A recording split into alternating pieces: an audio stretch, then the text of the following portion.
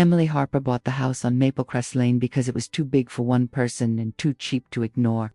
4 bedrooms, 3 baths, a finished basement, and a detached garage on a double lot in the quietest corner of suburban Columbus, Ohio, for $312,000. The realtor called it motivated seller. Emily called it a steal. She moved in on a rainy Friday in early March, alone except for 2 suitcases and a golden retriever named Winston.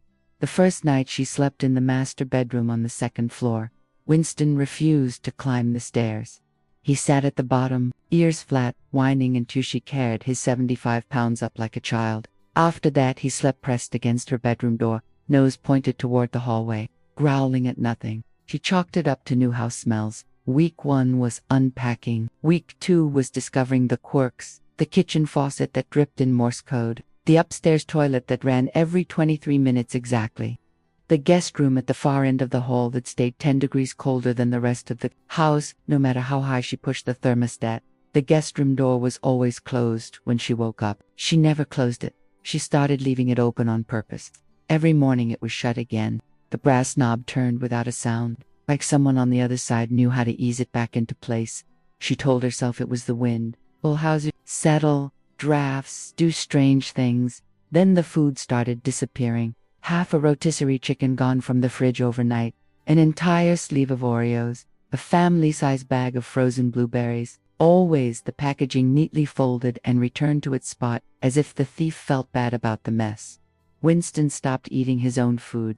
He sat in front of the guest room door and stared. Emily bought a Ring camera for the hallway. The first night it recorded nothing but Winston pacing. The second night the battery died at 2:14 a.m. even though it had been at 97%. The third night the lens fogged over for exactly 6 minutes, then cleared to show the guest room door cracked open 3 inches. No one in the frame. Read 3:33 a.m. that she called her brother in Cleveland. "You're being paranoid," he said. "Old wiring, carbon monoxide. Get a detector." She bought 3 old reads 0. On the 14th day she came home from work and the house smelled like bacon. Thick, greasy, delicious. She hadn't cooked bacon in years. The smell was strongest outside the guest room. She stood there, with her keys digging into her palm, and called out, "If someone's in there, you have 10 seconds to come out before I call the police." Double quotes, silence. She dialed 911. Anyway, the dispatcher said an officer would be there in 20 minutes. While she waited on the front porch with Winston trembling against her leg, she heard the back door open and close, soft, deliberate. The officer who arrived was young, polite, a little bored. He walked through the house with his hand resting on his holster like they do on TV. Found nothing.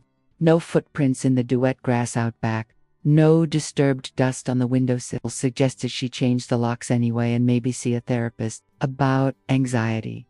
That night she dragged her mattress into the living room and slept on the floor with every light in the house burning and Winston on guard. She woke at 4:07 a.m. to the sound of the upstairs shower. Running. She didn't go look. The next morning there were wet footprints on the hallway, carpet leading from the guest bathroom to the guest room, bare feet, size 10 or 11. The prints dried and vanished by noon. She called the locksmith. He changed every exterior lock and added deadbolts to the bedroom doors, just in case. He told her the house used to belong to an old woman who died in the guest room. Natural causes. Her son sold it fast because he lived in California and didn't want to deal with Ohio winters. Emily asked. If the son mentioned anything weird, the locksmith shrugged. He said the place always felt crowded, like someone was breathing down his neck even when he was alone. He paid him double to install a keypad lock on the guest room door too. That night the keypad beeped 4 times at 3:17 a.m. Someone punching in codes. Wrong every time. Then silence. She didn't sleep again until sunrise. Day 21. She took the day off work and sat in her car down the block with a thermos of coffee and Winston in the passenger seat. She watched her own house, like a stranger. 11:42 a.m. The front door opened. A man stepped out. He was tall, thin, maybe 35, with dark hair that needed cutting, and a gray hoodie, 2 sizes too big. He carried a white kitchen trash bag over one shoulder like Santa Claus. He locked the door behind him with a key, tested the handle twice, then walked down the driveway and turned left on Maplecrest Lane. Emily's heart tried to climb out of her throat. She followed at a distance. He walked 8 blocks to the Kroger, bought a loaf of white bread, a jar of Gif, and 2 cans of Vienna sausages with cash. Then he walked back the same way. She waited until he was half a block from the house, then floored it into her own driveway, jumped out, and screamed, "Hey!" He froze. Up close, he looked sick. Pale skin stretched tight over sharp cheekbones, dark circles under eyes, the color of weak tea. His hands shook holding the grocery bag. "Who the hell are you?" Emily demanded. He opened his mouth, closed it, looked at the house like it might save him. "That's my grandmother's house," he said finally, voice like dry leaves. "Your grandmother's dead." "I know." He tried to step around her. She blocked him. "You've been living in my guest room." He nodded once. "For how long?" "Since October." 5 months. Emily felt the world tilt. "How did you get in?" "Spare key under the fake rock. She always kept it there." "Your grandmother sold the house." "No," he said quietly. "My uncle did, after she died. He told me I had 30 days to get out. I didn't have anywhere to go. So you just, stayed." He looked at his shoes. "I kept thinking he'd changed his mind." "Then you moved?" "In the night, panicked. I thought if I was quiet enough you'd never know." Emily laughed. It came out hysterical. "I knew the food, the door, the shower." "Jesus Christ. I'm sorry." He whispered, I'll leave right now." He started walking backward down the driveway. Winston barked once from the car window, sharp and confused. Emily's anger drained out of her like air from a punctured tire. The man looked one strong breeze away from blowing apart. "What's your name?"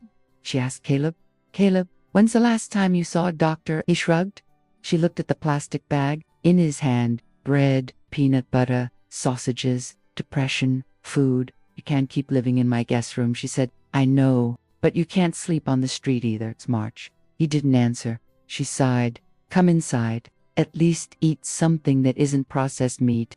He hesitated so long she thought he'd bolt. Then he followed her up the porch steps like a beaten dog. Inside, she made him sit at the kitchen island. He perched on the edge of the stool, hands folded tight. She heated up leftover lasagna and slid it in front of him with a glass of water. He ate like he was afraid it would be taken away. Emily watched him and tried to reconcile this fragile man with the footprints, the bacon smell, the silent door-closing ghost who had terrorized her for weeks. When he finished, he wiped his mouth with the back of his hand and said, "I can be gone in 10 minutes. I don't have much." "You're not going anywhere until we figure something out," she said. "You're sick." "I'm not sick. I'm just stuck." She noticed the scars on his wrists, old, white, deliberate. "How long since your grandmother died?" "Months, and you've been in the house the whole time." He nodded. "Even when it was empty." "Especially then." Emily rubbed her temples. "Caleb, I can't let you stay here. Not like a squatter. But I'm not calling the Cupsida." He looked up sharply. "I know a guy who runs a halfway house in Franklinton," she said. "Clean, decent place. He owes me a favor. You can stay there until you get on your feet. But you have to go today." He started shaking his head before she finished. "I can't." "Why?" "They'll ask questions, forms, ID. I don't have anything anymore." Emily stared at him. "You don't have ID? I lost it on purpose, so no one could find me." She exhaled slowly. "Okay, new plan. You stay in the basement tonight. There's a bathroom down there, a couch. Tomorrow we go to the BMV, get you a state ID, then the halfway house, non-negotiable." He looked ready to cry. "Why are you doing this?"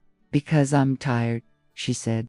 "And because if I kick you out right now, I'll spend the rest of my life wondering if you froze to death in an alley. I don't need that on my conscience." He laughed once. Most people would have shot me by now. I don't own a gun. Lucky me." That night she locked him in the basement with a blanket, a pillow, and a frozen pizza. She didn't sleep. She sat at the top of the stairs with Winston and listened to him cry for 3 straight hours. The next morning he looked even worse in daylight, but he came upstairs when she unlocked the door. She fed him eggs and toast. He ate half, then threw up in the kitchen sink. "Sorry," he gasped. "Stop apologizing." They drove to the BMV in silence.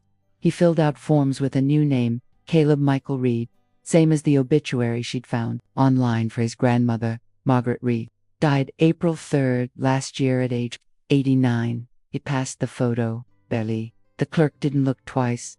Afterward, they went to the Social Security office, then to a free clinic where a tired doctor wrote prescriptions for sertraline and something to help him sleep.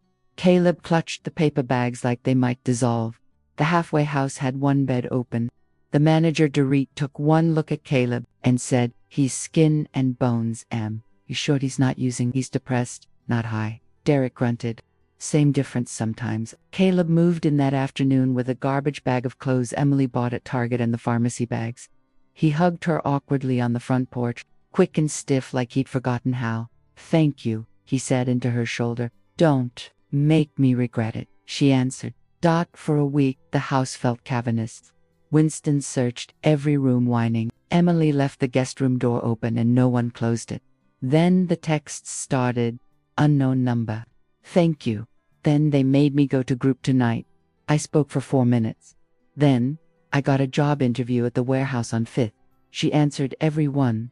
3 months later, he had his own studio apartment in German Village, a job loading trucks, and 30 pounds back on his frame. He still looked like a stiff wind could knock him over, but his eyes were clearer. He came over one Sunday with a bottle of non-alcoholic, sparkling cider and a thank you card handwritten on the inside. "I kept waiting for you to change your mind," he said.